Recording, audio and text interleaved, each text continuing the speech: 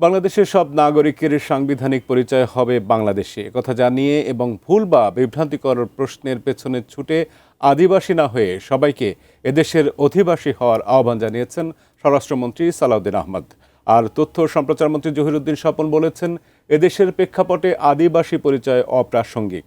আরও জানাচ্ছেন আমিনুল ইসলাম। এবং গবেষণার ফলাফলটা প্রচার করা জরুরি। মঙ্গলবার বিকেলে রাজধানীর গুলশানের একটি হোটেলে আদিবাসী হিসেবে স্বীকৃতির দাবিকে কেন্দ্র করে আয়োজিত আন্দোলন জাতীয় সার্বভৌমত্বের জন্য হুমকি শীর্ষক গোলটেবিল আলোচনা হয়। একসঙ্গে যখন আমরা ভৌগোলিক সীমারেখায় যখন বসবাস করব, এই ভৌগোলিক সীমারেখাকে কখনো খণ্ডিত করা যাবে না। এখন হয়েছে আমরা আদিবাসী আর নির্গোষ্ঠী এই সমস্ত কেন, আমরা আমরা সবাই বাংলাদেশী।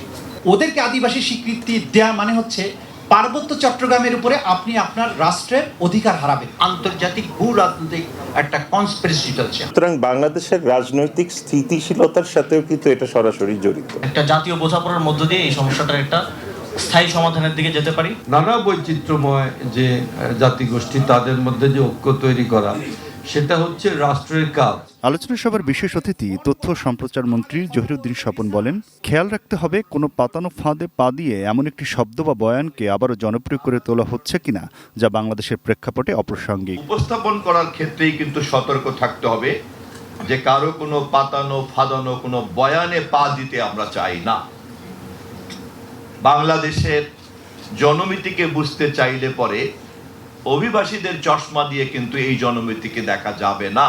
প্রধান অতিথির বক্তব্যে স্বরাষ্ট্রমন্ত্রী সালাউদ্দিন আহমেদ বলেন, এই বিষয়টি বারবার ওঠার কোনো যৌক্তিকতা নেই। রাজনৈতিক সমঝোতার দলিল হিসেবে জুলাই চার্টারে সব দল স্বাক্ষর করেছে। এতে যেসব দফায় কোনো দ্বিমত বা নোট অব ডিসেন্ট ছাড়াই দলগুলোর ঐক্যমত হয়েছে, তার মধ্যে অন্যতম হল বাংলাদেশের ভূখণ্ডের ভেতরে সব নাগরিকের মূল পরিচয় হবে বাংলাদেশি।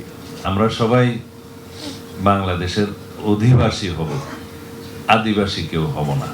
এখানে সব সিটিজেনের সমান রাইট এবং বাংলাদেশের সকল ধর্মীয়, সকল বর্ণের, সকল সংস্কৃতির, সকল ভাষাভাষীর সবাই আমরা বাংলাদেশের সিটিজেন এবং সিটিজেন হিসেবে কনস্টিটিউশনাল রাইট আমাদের সমান। এই পরিচয়ে আমরা থাকি।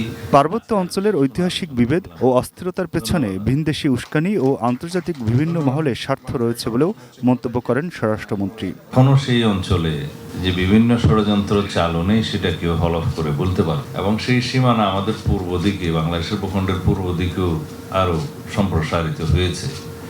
সেটা বিভিন্ন আন্তর্জাতিক মহল তাদের বিভিন্ন স্বার্থে তারা সেই পরিকল্পনাগুলো করছে। Aminul Islam, ATN news, Dhaka.